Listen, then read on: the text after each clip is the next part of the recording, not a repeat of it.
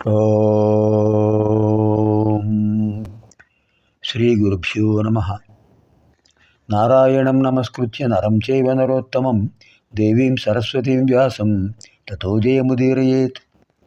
ఆదౌ దేవకి దేవి గర్భజననం గోపీగృహే వర్ధనం మాయాపూతన జీవితాపహరణం గోవర్ధనోద్ధారణం కంసచ్ఛేదన కౌరవాదిహననం కుంతీసుతాన్పాలనం ఏతద్భాగవతం పురాణకథితం శ్రీకృష్ణలీలామృతం.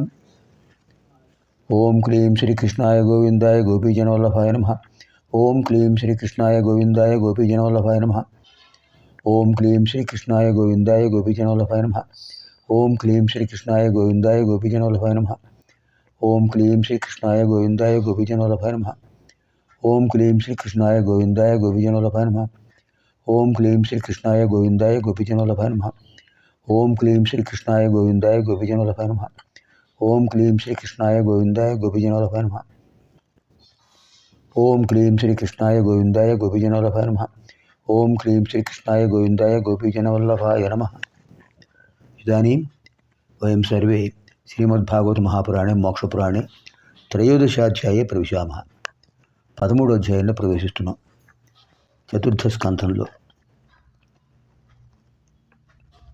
సూతుల వారు శౌనకాది మహామునులకు నైమిషారణ్యంలో చెప్తున్నారు. పరీక్షిత్ మహారాజుకు శుకపరబ్రహ్మ చెప్తున్నారు. విదురుల వారికి మైత్రుల వారు చెప్తున్నారు. విదురుడు గురువుగారిని అడిగాడు, స్వామి, ప్రచేతసులు చాలా గొప్పవాడు అని విన్నాను. ఎవరు ఆ ప్రచేతసులు? వాళ్ళు అంత విశేషమైన గొప్పతనాన్ని ఎలా పొందారు? క్రియాయోగం చేశారని కూడా విన్నాను నేను. అసలు క్రియాయోగం అంటే ఏమిటి? క్రియాయోగం అంటే ఏంటి? క్రియాయోగాన్ని ఎవరు చేశారు? ఆ ప్రచేతసులు ఎందుకు చేశారు? వాళ్ళకు ఆ క్రియాయోగాన్ని చెప్పినది ఎవరు? తత్ఫలితం ఏమిటి చెప్పండి గురువుగారు అని అడిగాడు. మైత్రేయుల వారు చెప్తున్నారు, నాయన, ధ్రువుడు చక్కగా పరిపాలన చేశాడు. తర్వాత కొడుకులకు రాజ్యాధికారాన్ని అప్పగించేసి పంచభౌతిక దేహాన్ని విడిచిపెట్టాడు. తేజోరూపంతో వైకుంఠానికి వెళ్ళాడు. శ్రీ మహావిష్ణువు యొక్క ఆదేశంతో ధ్రువ నక్షత్ర మండలానికి అధిపతి అయ్యాడు. ఆయన పేరుతో అది ధ్రువ నక్షత్ర మండలం అనేప్పటికీ మనకు ఉత్తర దిక్కున కనిపిస్తుంటుంది. తెల్లవారుజామున 3:30 తర్వాత అంటే బ్రాహ్మీ ముహూర్త సమయంలో ఉత్తర దిక్కున సరిగ్గా 30 అంశాల కాలంలో 30 degrees ఆ పరిమితిలో అక్కడ ఉత్తర దిక్కున సప్తర్షి మండలం కనిపిస్తుంది. 7 సప్తర్షుల యొక్క మండలం. కశ్యపోత్రి భరద్వాజో విశ్వామిత్రో గౌతమః వశిష్ఠో జమదగ్నిశ్చ సప్తైతే ఋషయ స్మృతః. కశ్యపుడు, అత్రి, భరద్వాజుడు, విశ్వామిత్రుడు, గౌతముడు, వశిష్ఠుడు, జమదగ్ని వీళ్ళు కనిపిస్తారు. చతురస్రాకారంలో 4 నక్షత్రాలు కశ్యపుడు, అత్రి, భరద్వాజుడు, గౌతముడు. కశ్యప అత్రి, కశ్యపుడు, అత్రి, భరద్వాజుడు, విశ్వామిత్ర, ఈ 4 చతురస్రాకారంలో ఉంటారు. ఆ కింద సరిగ్గా 3 నక్షత్రాలు ఉంటాయి. కశ్యపుడు, అత్రి, భరద్వాజుడు, విశ్వామిత్రుడు. ఆ దాని కింద గౌతముడు, వశిష్ఠుడు, జమదగ్ని. గౌతముడు, వశిష్ఠుడు, జమదగ్ని. ఇలా ప్రశ్నార్థకం గుర్తుంటుంది కదా. ఇలా ప్రశ్నార్థకం ఆ గుర్తుగా చెప్పుకోవచ్చు. లేదా చతురస్రాకారం ఉంటుంది. చతురస్రాకారం కింద వరుసగా 3 నక్షత్రాలు. అందులో చివరి నుంచి మధ్యలో నక్షత్రం అంటే 6వ నక్షత్రం వశిష్ఠుడు నక్షత్రం పక్కనే అరుంధతీదేవి కూడా ఉంటారు. వివాహ సమయంలో వధూవరులకు వివాహం అయింది. పూర్తిగా మంగళసూత్రం ఆ కార్యక్రమం అంతా అయిపోయింది. వివాహం అయిపోయిన తర్వాత ఉత్తర దిక్కుకు తీసుకువెళ్ళి ఉత్తర దిక్కున ఉన్నటువంటి అరుంధతి వశిష్ఠుల దర్శనం చేయిస్తారు పురోహితులు. కారణం, అరుంధతి వశిష్ఠులు అన్యోన్య దంపతులు.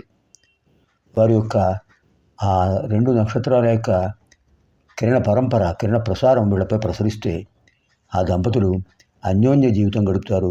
చివరి వరకు వాళ్ళ బంధం, భార్యాభర్తల బంధం అలాగే ఉంటుంది. గోత్రాభివృద్ధిరస్తు, వంశాభివృద్ధిరస్తు. అలాంటి ఈ సప్తర్షి మండలం కూడా దానికి ఆ నక్షత్రానికి కింద ఉన్నటువంటి ధ్రువ నక్షత్ర మండలం చుట్టూ పరిభ్రమిస్తూ ఉంటుంది. అన్ని గ్రహాలు, నక్షత్రాలు, సప్తర్షి మండలం అంతా కూడా ధ్రువ నక్షత్ర మండలం చుట్టూ పరిభ్రమిస్తుంటుంది. ఆ ధ్రువ నక్షత్ర మండలం మాత్రం అక్కడ స్థిరంగా ఉంటుంది, స్థిరంగా ఉంటుంది.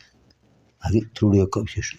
అలా విశేషమైన ఖ్యాతి పొందాడు.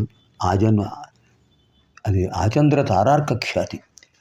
చంద్రుడు, సూర్యుడు, నక్షత్రాలు అంతవరకు ఆయన ఖ్యాతి అలాగే ఉంటుంది. ధ్రువుడికి కుమారుడు ఉన్నాడు. ఆయన పేరు ఉత్కరుడు.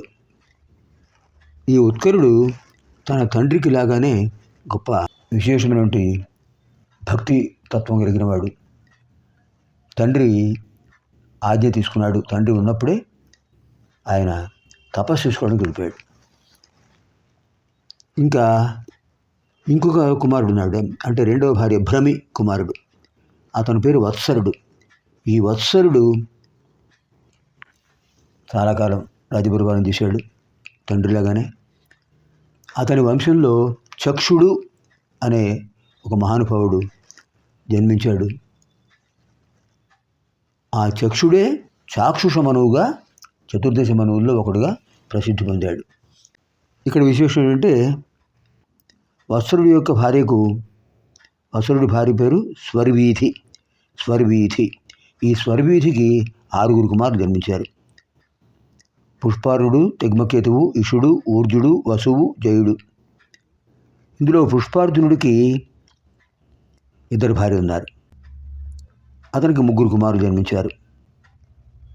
దోష అనే భార్య కూడా ఉంది. ఆ దోష అనే భార్యకు ప్రదోషుడు, నిషిధుడు, విష్ఠుడు జన్మించారు. ఇంకా విష్ఠుడు అనేటటువంటి అతని కుమారుడికి భార్య పుష్కరిణి. ఈ పుష్కరిణికి సర్వతేజస్సుడు అనే కుమారుడు జన్మించాడు. సర్వతేజస్సుడికి ఒక కుమారుడు చక్షువు అనుకున్నాం కదా. ఈ చక్షువే చాక్షుష మనువు అయ్యాడు తపస్సు చేసి. చాక్షుష మన్వంతరం ఏర్పడింది ఇతని వల్లనే. తర్వాత ఈ చాక్షుష మనువు యొక్క భార్య నడ్వల. ఈమెకు 12 కుమారులు జన్మించారు.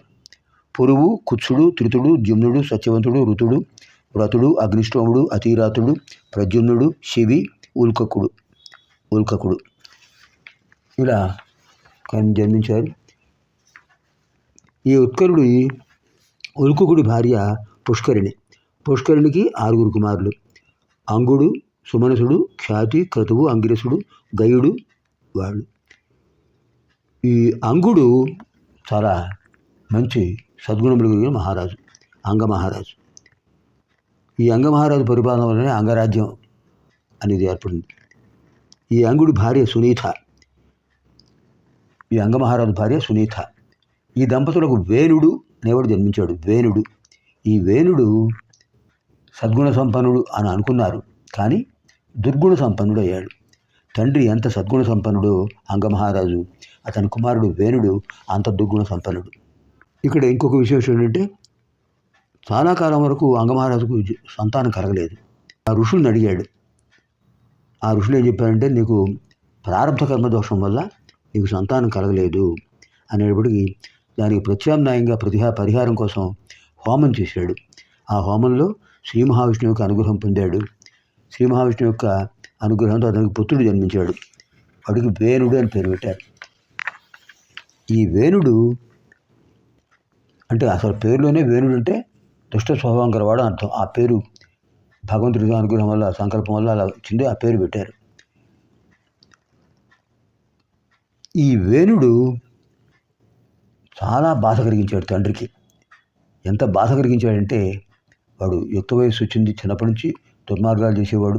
ఏదో చిన్నపిల్లల చేష్టలు అయ్యో అల్లరి చేస్తుంటారు పిల్లలు అనుకున్నారు. కానీ వాడు ఆ అల్లరి విశేషమైన ప్రమాదాలు కలిగించే స్థితికి వచ్చింది. వాడి అల్లరి ప్రాణాంతకంగా మారింది. వాడి అల్లరి కనిపించిన వాళ్ళందరినీ చంపేసేవాడు.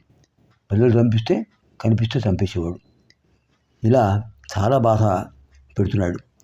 సరే వీడి బాధ భరించలేక ఒకసారి అంగమహారాజు అర్ధరాత్రి సమయంలో రాజ్యం విడిచి విడిపోయాడు అడవికి. నేను భరించలేను వీడి అల్లరి. పుత్రశత్రురు అపండిత, పుత్ర శత్రు అపండిత, అపండిత పుత్ర శత్రువు భవతి. దుర్మార్గుడైన కుమారుడు శత్రువే తండ్రికి. విడిపోయాడు. తెల్లారింది.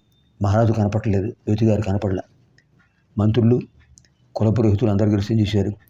అరాజకంగా ఉండకూడదు, అంచేత ఒక్కడే కొడుకు కనుక వేణుడికి పట్టాభిషేకం చేద్దాం, అప్పటికైనా మారుతుందేమో అని వేణుడికి పట్టాభిషేకం చేశారు. తర్వాత ఏం జరిగింది తర్వాత కార్యక్రమాలు చూద్దాం. ఇది శ్రీమద్భాగవతే మహాపురాణే పారమహంస్యాం సంహితాయాం చతుర్థస్కంధే త్రయోదశోధ్యాయः. స్వస్తి.